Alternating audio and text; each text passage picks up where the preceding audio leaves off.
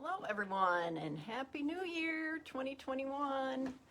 So, I just tried to record or do the live video, and when I started it, it said I couldn't rotate my phone the way I had it, which is the way I always do it. So I'm not sure what happened there.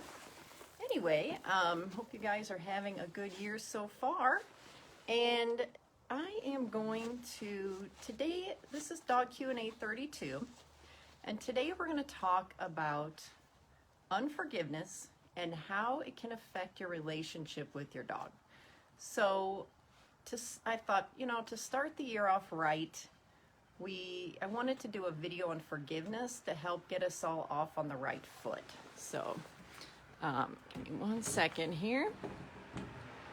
So you might be asking yourself, why are we talking about forgiveness on our dog Q&A? What does this have to do with dogs? Well, hopefully in this video, I'm going to explain that to you and help you understand how unforgiveness can affect your dog training. So I am what you would call a holistic trainer. I like to look at the entire picture and get to the bottom of what is going on underneath all the layers to help address the issue from the root of the problem. So then you can work with your dog from a more solid foundation. So let's start off talking about what unforgiveness is. So when I looked up the definition, it says unforgiveness is a state of emotional and mental distress that results from a delayed response in forgiving an offender. It's characterized by indignation, bitterness, and a demand for punishment or restitution. So already it's telling you, wow, this is a horrible thing for you to hang on to. Harboring unforgiveness creates a domino effect that negatively impacts every part of us, including our emotions, our thoughts, our behaviors, our body, our spirit, and our relationships. It was Nelson Mandela that said, hating someone is drinking poison, expecting the other person to die from it. So it's basically saying, we're doing this thing that we think is going to hurt someone else, but really it's killing us. Then we become trapped in our own negative thoughts. They become a cycle. Our judgment is now skewed. Our perspective is off because we view it through the lens. Now we're viewing everything through the lens of hurt. Every wrong we encounter is now a personal attack against us instead of someone just being human and making a mistake. We become sensitive to rejection. We start to now expect rejection from everyone we encounter. And when you go into a relationship with that lens, you are going to be rejected, or you're going to feel rejected because you're expecting it. We kind of create our own destiny there. Pain becomes our identity, and then when we don't deal with that pain, it always comes out sideways in unintended ways. So sometimes with the person who's offended us or that we're offended by, it could be someone we don't even know, we can give the silent treatment, a cold shoulder, harsh words, thoughts of revenge, and celebrating the person's misfortune. Then this unforgiveness towards this one person now spreads to all of our other relationships. We become bitter, and then that starts to repel people, because who wants to be around a bitter person? Or we may start to withdraw from people because we don't want to get hurt again, because now we're expecting to be hurt by everybody. And then unforgiveness also affects our physical bodies.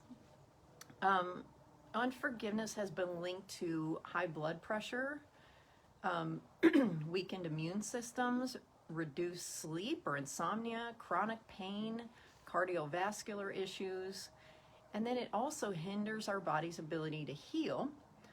And actually in cancer treatment plans, sometimes now they will incorporate forgiveness as part of the plan because it has such a profound effect on our healing as a whole. Unforgiveness can eventually become all-consuming, and then it will negatively affect our relationships And that includes the people around us, and that also includes our relationship with our pets. Because if you're kind of a walking bitterness, like a vat of bitterness, you're not going to be able to relate well to your pets either. So now that we kind of understand more of what unforgiveness is and how it affects us and how it can just consume us, let's take a look at forgiveness and see how that affects us.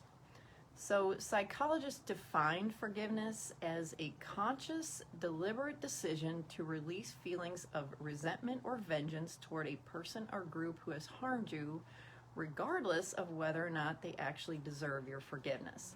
So I find a lot of times we don't want to let go of pain and bitterness and forgive people because we're afraid we're letting them off the hook. So one thing to remember is that forgiveness is not denying the seriousness of the offense or the pain you were caused. It's not glossing over it and pretending it didn't happen. It doesn't mean forgetting it, condoning it, or excusing the offense.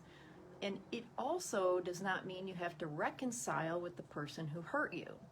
Now maybe you have to just put up boundaries with that person, but you can still forgive them and not have them in your life and walk around without being bitter towards them.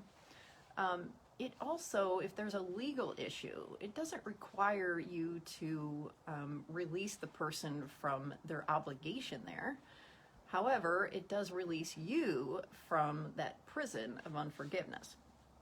So what forgiveness does is it releases us from corrosive anger. So Lewis Smedes has a book called Forgive and Forget, and one of the quotes from that book says, "When you release the wrongdoer from the wrong, you cut a malignant tumor out of your inner life. You set a prisoner free, but you discover that the real prisoner was yourself." So you're letting this person go, but in the end, you're the one who wins because you get to be free of this trap that you were in, that you didn't even know you were in. So how do we forgive?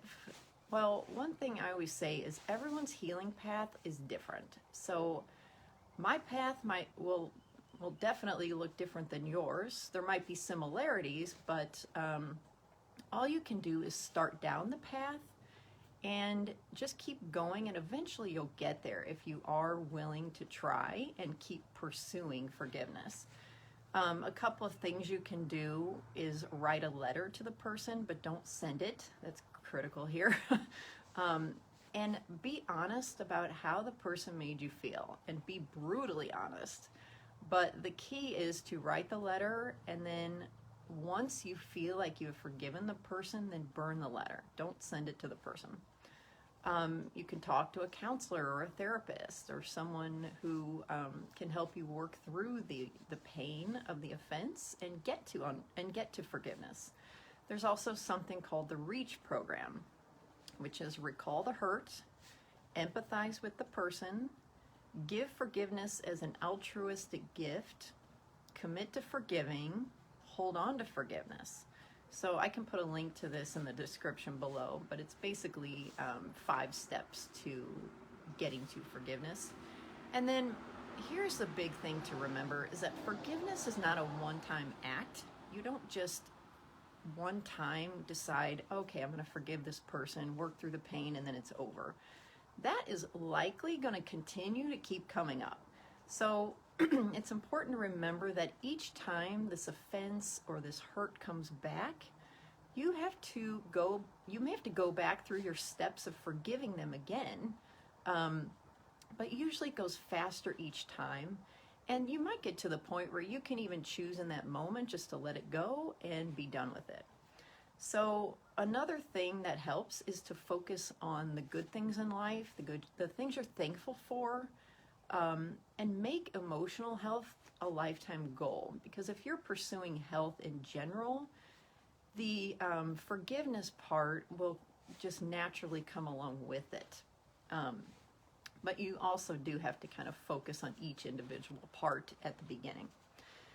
And, I want to encourage everyone, all of us, myself included, to continue in a lifestyle of forgiveness for ourselves, mainly, because that's our well-being right there, is being free of being free of unforgiveness and walking in forgiveness.